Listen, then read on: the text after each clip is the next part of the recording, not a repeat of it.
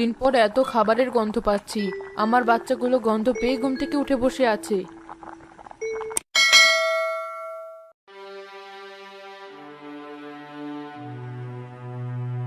আমি বলেছিলাম না মাতব্বর কোনো কথা শুনবে না। এখন কি হবে? আমার বাচ্চাগুলোর মুখের দিকে আমি তাকাতে পারছি না। সব আশা শেষ।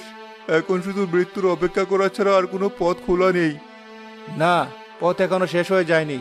মাতাব্বর সাহায্য করবে না, কিন্তু আমরা তো একে অপরকে সাহায্য করতে পারি। কি বলতে চাইছিস তুই কামাল? পরিষ্কার করে বল। আমি বলতে চাইছি, আমরা সবাই যদি নিজেদের ঘরে যা কিছু আছে সব এক জায়গায় জড়ো করি, তাহলে হয়তো সবার জন্য কয়েকদিনের খাবারের ব্যবস্থা হয়ে যাবে। কি আছে আমাদের ঘরে? আমার ঘরে তো এক মুঠো চালও নেই, শুধু কয়েকটা শুকনো মরিচ আর একটু লবণ আছে। আমার ঘরে হয়তো 8 পোয়া চাল হবে, কালকের জন্য রেখেছিলাম। আমার বাড়িতে দুটো আলু গাছ ছিল, মাটি খুঁড়লে হয়তো ছোট ছোট কয়েকটা আলু পাওয়া যাবে। এই তো, এটাই আমি বলতে চাইছি। কারো ঘরে চাল, কারো ঘরে আলু, কারো ঘরে লবণ, কারো উঠানে হয়তো একটা লাউ ধরে আছে, কারো পুকুরে হয়তো এখনো কয়েকটা ছোট মাছ বেঁচে আছে। আমরা যদি সব এক জায়গায় করি, তাহলে খিচুড়ি রান্না করা যাবে। সেই খিচুড়ি গ্রামের সবাই মিলে ভাগ করে খেতে পারবো। দারুণ বুদ্ধি কামাল। একা খেলে হয়তো একদিনও চলবে না, কিন্তু সবাই মিলে খেলে আমরা হয়তো আরো কয়েকটা দিন লড়াই করতে পারবো। কিন্তু এই কাজটা করবে কি? সবার বাড়ি থেকে জিনিসপত্র সংগ্রহ করা, রান্না করা, তারপর সবাইকে ঠিকমতো ভাগ করে দেওয়া, এটা তো একটা বিশাল কাজ। আমরা সবাই মিলেই করব। পারবিন আপা, শিরিন আপা, আপনারা যদি নারীদের সংগঠিত করার দায়িত্ব নেন, আমি আর সেলিম ভাই পুরুষদের সাথে কথা বলবো। আমরা বাড়ি বাড়ি যাব, যার যা আছে তাই চেয়ে আনবো। আমি রাজি। বসে বসে মরে যাওয়ার চেয়ে লড়াই করে মরা অনেক ভালো। চলো শিরিন, আমরা এখনই সেলিনা চাচির ঘর থেকে কাজ শুরু করি। ঠিক আছে, কিন্তু রান্নার জন্য একটা জায়গার দরকার হবে, আর অনেক বড় হাঁড়ি পাতিল লাগবে। জায়গা হবে গ্রামের খোলা মাঠটা, আর হাঁড়ি পাতিল যার বাড়িতে যা আছে সব নিয়ে আসলেই হবে। চলুন, আর এক মুহূর্ত দেরি করা ঠিক হবে না। সবাই কাজে লেগে যায়, আর এদিকে সবাই রাঁধতে লাগলো। রাতের অন্ধকারে বোনা খিচুড়ি। শিরিন, দেখ তো লবণটা ঠিক আছে কিনা। আর একটু লাগবে, আর জলটা আর একটু ফুটতে হবে। আলুগুলো এখনো সেদ্ধ হয়নি। কতদিন পর এত খাবারের গন্ধ পাচ্ছি। আমার বাচ্চাগুলো গন্ধ পেয়ে ঘুম থেকে উঠে বসে আছে। চাচি, এই নিন, পাশের জঙ্গল থেকে কিছু বনো শাক তুলে আনলাম। এগুলোও দিয়ে দিন, খিচুড়ির স্বাদ বাড়বে, পুষ্টিও হবে। কমল, তুই না থাকলে আমরা এতক্ষণে হয়তো হালই ছেড়ে দিতাম। আমি একা কিছু না সেলিম ভাই, আমরা সবাই মিলে করছি বলে এটা সম্ভব হচ্ছে। দেখুন, সবাই নিজেদের শেষ সম্বলটুকুও দিয়ে দিয়েছে। এটাই আমাদের শক্তি। কথা বাড়িও না তোমরা, খিচুড়ি প্রায় হয়ে এসেছে। সবাই যেন ঠিক মতো ভাগ পায় সেদিকে খেয়াল রাখতে হবে। শিরিন, তুমি একটা তালিকা করে ফেলো, কোন বাড়িতে কতজন সদস্য, সেই অনুযায়ী আমরা বাটিতে বাটিতে ভাগ করে দেব। আমি সেই কাজটা করে রেখেছি, একটি শিশুও যেন বাদ না যায়। খিচুড়ি হয়ে গেল, সবাই লাইনে দাঁড়িয়ে গেল। বাচ্চারা কে আগে দিতে হলো। বহুত দিন পর সেই গ্রামে আবারও উল্টে খেতে লাগলো।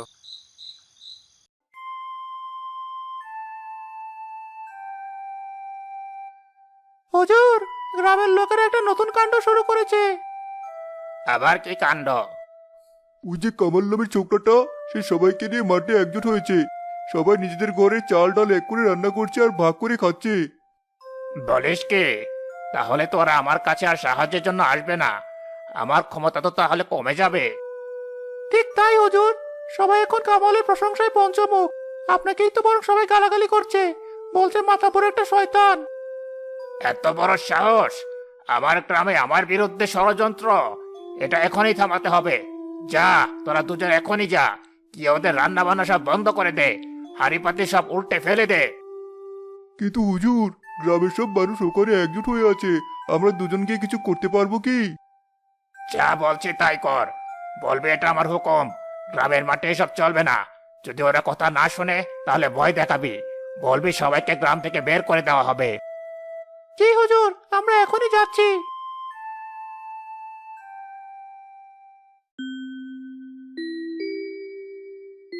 গতকালের ব্যবস্থাটা খুব ভালো ছিল।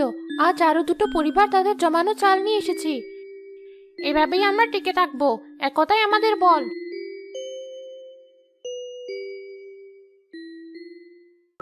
এই, কি হচ্ছে এখানে? বন্ধ করো এসব। কি হয়েছে জামাল ভাই? আমরা তো আমাদের মতো করে খাবারের ব্যবস্থা করছি, এতে আপনাদের সমস্যা কি? সমস্যা আছে। মাতব্বর সাহেবের হুকুম, এই মাঠে এসব রান্না বান্না চলবে না। এখনই সব বন্ধ করো। কেন চলবে না? এই মাঠ কি মাতব্বরের একার সম্পত্তি?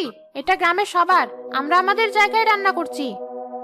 মুখে মুখে তর্ক করিস না পারবিন, যা বলছি শোন, না হলে ভালো হবে না। আমরা কিন্তু ওই হাড়ি উল্টে ফেলে দিতে এক মুহূর্ত দেরি করবো না।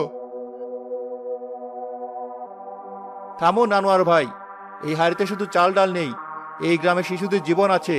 এটা যদি মাটিতে ফেলে দেন তাহলে আপনি শুধু খাবার নষ্ট করবেন না, কতগুলো নিষ্পাপ শিশুর মুখের খাবার কেড়ে নেবেন। এই দায় কি আপনি নিতে পারবেন? ঠিক বলেছে কামাল, আমাদের মারতে চাও মেরে ফেলো, কিন্তু আমাদের বাচ্চাদের খাবার কেড়ে নিও না। এদের সামনে গ্রামের সব লোক দাঁড়িয়ে যায়, দেখটিকে আগলা দিয়ে। তারা ভয় পায়। আগে আমাদের মারতে হবে, তারপরেই খাবারের হাড়িতে হাত দিতে হবে। তোরা কি মাতব্বরের হুকুম অমান্য করবি? এর ফল কিন্তু খুব খারাপ হবে। মাতব্বরকে গিয়ে বলবেন গ্রামের মানুষ নাকে মরার চেয়ে লড়াই করে মরতে রাজি। চলে যান, আমাদের অনেক কাজ বাকি। জামাল ও আনোয়ার কিছুটা ভয় পেয়ে এবং অপমানিত হয়ে পিছু হটে।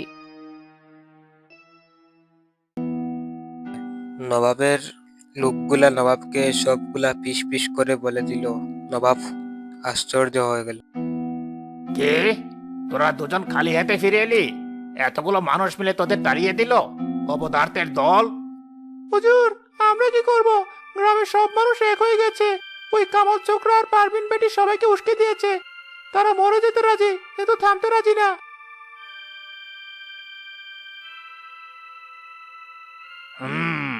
তাহলে অন্য পথ ধরতে হবে। ওদের খাবারের উৎস বন্ধ করে দিতে হবে। ওরা চাল ডাল পায় কোথেকে? সবাই নিজেদের ঘর থেকে তো দিচ্ছে হুজুর। তাহলে এখন থেকে আর কেউ নিজের ঘর থেকে কিছু দিতে পারবে না। তোরা পুরো গ্রামে ঘোষণা করে দে, যেই সম্মিলিত রান্না করে চাল বা অন্য কিছু দেবে তাকে গ্রাম থেকে বের করে দেওয়া হবে। তার জমি জমা সব আমি বাজেয়াপ্ত করব। এটা কি ঠিক হবে হুজুর? এতে তো গ্রামের মানুষ আরো কেঁপে যাবে। চেপে গেলে যাবে, না খেয়ে থাকলে 2 দিন পরে কামাল আর পারবিনের কথাই ভুলে যাবে সব। তখন আবার আমার পায়ে এসে পড়বে। যা, এখনই ঘোষণা করে দে। আর গ্রামের সব প্রবেশ পথে পাহারা বসা, বাইরে থেকেও যেন কোনো সাহায্য আসতে না পারে। জামাল ও আনোয়ার নবাবের কথা মতো তারা চলে যায়।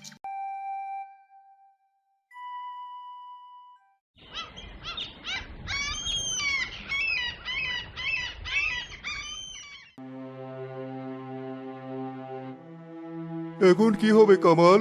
মাতব্বর তো আমাদের সব পথ বন্ধ করে দিল, কেউ আর ভয় কিছু দিতে চাইবে না। আমার ঘরে যে সামান্য ডাল ছিল সেটাও এনেছিলাম, এখন তো আর কিছুই নেই। কালকে কি রান্না হবে? এই লোভী লোকটা আমাদের মেরেই ছাড়বে, কিন্তু আমরা এভাবে হার মানতে পারি না। হার আমরা মানবো না, কিন্তু আমাদের নতুন কিছু ভাবতে হবে। আমাদের এমন একটা খাদ্য উৎস খুঁজে বের করতে হবে যেটা মাতব্বরের নিয়ন্ত্রণের বাইরে। এমন কি উৎস থাকতে পারে? জঙ্গল থেকে কিছু শাক পাতা ছাড়া আর তো কিছু পাওয়া যাবে না। তাতে আর কদিন চলবে? আচ্ছা শিরিনাপা, আপনার কি মনে আছে গ্রামের একেবারে উত্তর প্রান্তে একটা পুরনো সরকারি গুদামঘর ছিল? বহু বছর আগে সরকার সেটা বানিয়েছিল আপৎকালীন সাহায্যের জন্য। হ্যাঁ, মনে পড়েছে, কিন্তু ওটা তো পরিত্যক্ত। শুনেছি ওখানে সাপখোপের বাসা, আর ওটার চাবি তো নিশ্চয়ই মাতব্বরের কাছেই আছে। সে তো গ্রামের মোড়ল। যদি ওখানে কিছু চাল বা গম এখনো থেকে থাকে, যদি আমরা কোনোভাবে... যদি আমরা ওই গুদামের তালা ভেঙে ফেলি? ঠিক তাই, এটা ছাড়া আমাদের আর কোনো উপায় নেই। এটা ঝুঁকি, কিন্তু এই ঝুঁকিটা আমাদের নিতেই হবে। এটা আমাদের বাঁচার শেষ লড়াই। কিন্তু মাতব্বর যদি জানতে পারে, সে তো আমাদের আস্ত রাখবে না। যখন আমাদের বাচ্চারা না খেয়ে মরবে তখন বেঁচে থেকেই বা কি লাভ? আমি রাজি, চলো আজ রাতেই আমরা ওই গুদামে যাব, যা থাকে কপালে। আমাদের খুব সাবধানে কাজটা করতে হবে, আর গ্রামের বাকিদের জানাতে হবে যাতে তারা প্রস্তুত থাকে। ঠিক আছে, আজ রাতেই হবে আমাদের শেষ পরীক্ষা। হয় আমরা সবাই মিলে বাঁচবো, না হলে সবাই মিলে মাতাব্বরের অত্যাচারের শিকার হব।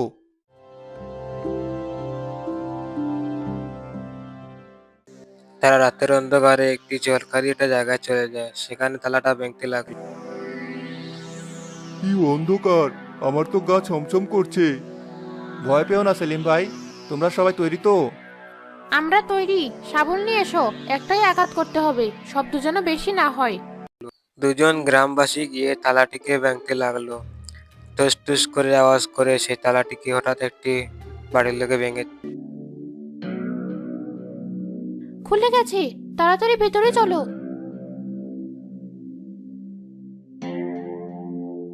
এ কি? এ তো চালের বস্তা, অনেকগুলো বস্তা।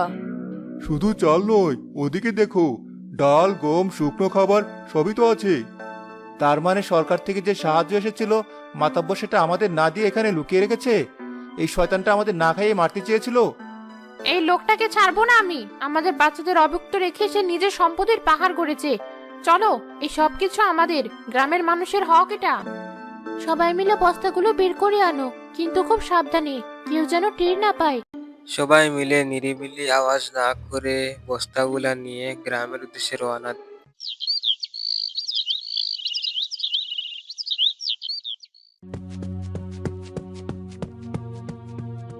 হুজুর, সর্বনাশ হয়ে গেছে। কে হয়েছে? এত সকালে চেঁচাচ্ছিস কেন? গ্রামের লোকেরা উত্তর দিকে সরকারি গুদামের তালা ভেঙে সব চালটা লোড করে নিয়ে গেছে। কে বলিস কি তুই? মানে সরকারি মাল ওরা লুট করেছে? ওদের এত বড় সাহস! চল, এখনই চল, আমি নিজের চোখে দেখবো। কামালটাকে আজ আমি জানি শেষ করে ফেলবো।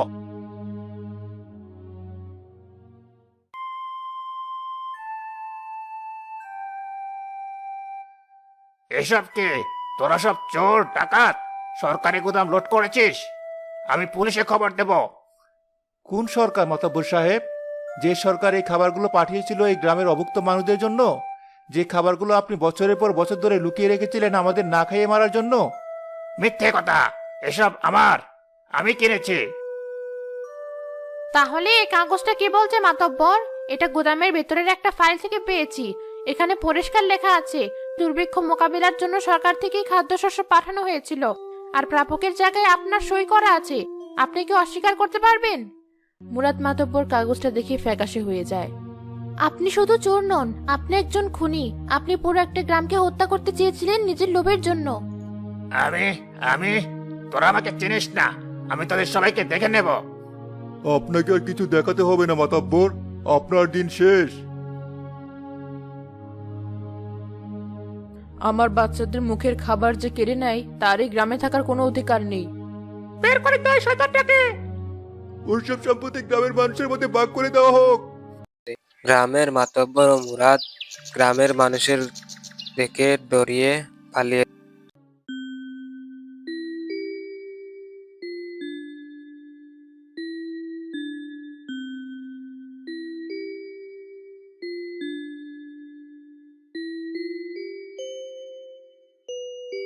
আজ কতদিন পর মনে হচ্ছে আমরা সত্যি সত্যি বেঁচে আছি। আমার বাচ্চারা আজ পেট ভরে খেয়েছে, এর চেয়ে বড় শান্তি আর কিছুতে নেই। সব আল্লাহর ইচ্ছা আর তোমাদের প্রচেষ্টা। এখন আমাদের নতুন করে সব শুরু করতে হবে। এই সংগৃহীত খাবার দিয়ে আমরা অনেকদিন চালিয়ে নিতে পারবো। এর মধ্যে সবাই মিলে আবার চাষাবাদ শুরু করতে হবে।